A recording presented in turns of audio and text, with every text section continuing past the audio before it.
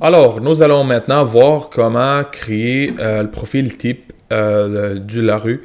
Euh, Techniquement, ça c'est pour montrer les détails de la rue, combien de voies, combien de bordures, est-ce qu'il y a de bordures, on n'a pas, des fossés, tout ça. Alors ça c'est le profil typique de notre rue qu'on va créer. Alors ça c'est la dernière étape avant de la création euh, du corridor. Maintenant, alors ça là, excusez, je pourrais déjà l'avoir ici, mais ça, si vous ne l'avez pas, alors vous allez voir ici palette d'outils. Vous pouvez à partir d'ici l'ouvrir. Vous allez voir ici profil type commun. Alors ça, c'est les profils type commun que souvent on voit qu'on utilise. Alors, par exemple, on pourrait prendre profil type de base. Alors, on pourrait juste l'insérer n'importe où.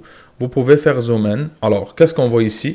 On voit techniquement euh, la création du profil. Alors, ça, c'est la voie.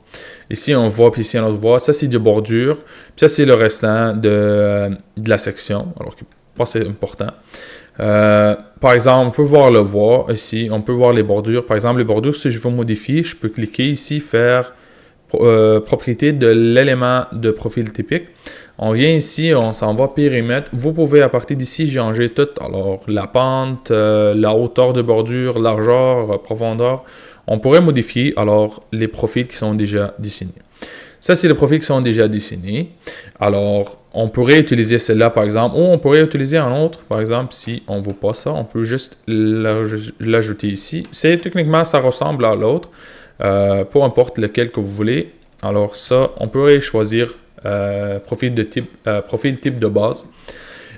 Aussi, avant de continuer, nous aussi, on pourrait créer nos propres profils typiques à partir d'ici. Alors, on peut juste faire créer un profil typique. On pourrait aller, par exemple, on peut le nommer comme on veut. Ça, le reste, on laisse tel quel, basic, old code. On peut faire OK. Maintenant, on va juste cliquer ici. Alors, il va nous donner, c'est ça, ici. À partir de ce panneau, on pourrait, par exemple, commencer à voir les détails qu'on peut rajouter. Par exemple, ici, j'en ai voix simple, voix transition simple. Alors, je pourrais prendre voix simple, je pourrais le rajouter ici, par exemple, sur le cercle là, et rajouter 2 fois. Alors voilà, je viens de créer cette section-là. On pourrait rajouter d'autres choses, par exemple bordure simple. On pourrait prendre la bordure simple, on pourrait cliquer soit ici ou en bas, ça ne dérange pas. Alors l'important c'est cliquer de façon symétrique dans le côté. Alors là, on vient de créer cette section, la voix, puis les bordures. Ça, on n'est pas dans la mesure de le faire pour votre projet, mais je vous montre que quand même, on peut créer nos propres profils selon nos demandes. On peut faire séparation, par exemple, si on veut au milieu, on peut l'essayer. Mettons ici, ça, on vient de créer avec une séparation. On peut voir d'autres exemples, voix, puis ça c'est des voix.